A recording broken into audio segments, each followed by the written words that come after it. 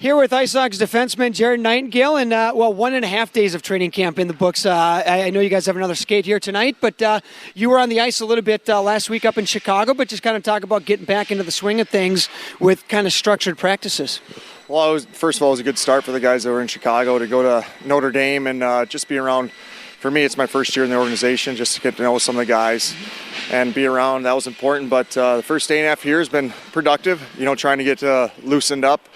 And, it's not long. We get right after it Wednesday. So, but it's a competitive camp, and we're all excited to get going. I know in the office, the start of the season comes really quick. As a player, kind of talk about the progression of the summer. Now, you had a long season last year because you were in Syracuse, and you guys made it all the way to the finals. But does the season kind of sneak up on you a little bit? Yeah, it always does. The offseason seems to go by fast. But, hey, it's our job, and that's why we're playing the game.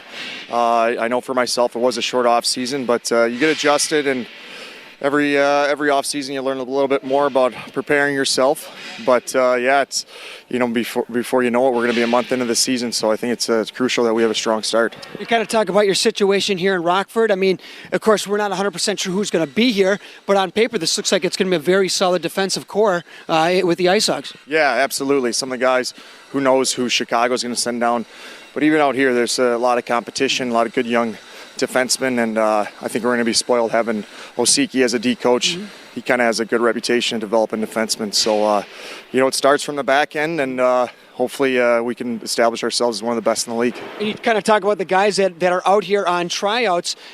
Everyone's competing for a spot. So you talk about the competition. I'm sure you can appreciate that all these guys are out here just trying to, maybe turn someone's head, get the attention on them a little bit, right? Yeah, that's exactly it. You're trying, even if you don't have a contract, you're trying to make an impression. I know my first couple of years pro, I didn't have a contract, but got called up later in the year, and it's not going to hurt to, turn ahead, like you said, and it's a long season. We're probably going to have to call on a lot of guys throughout the year. You never know with injuries, and guys are playing well at the East Coast level, so it's always good to have healthy competition, and I think we have that.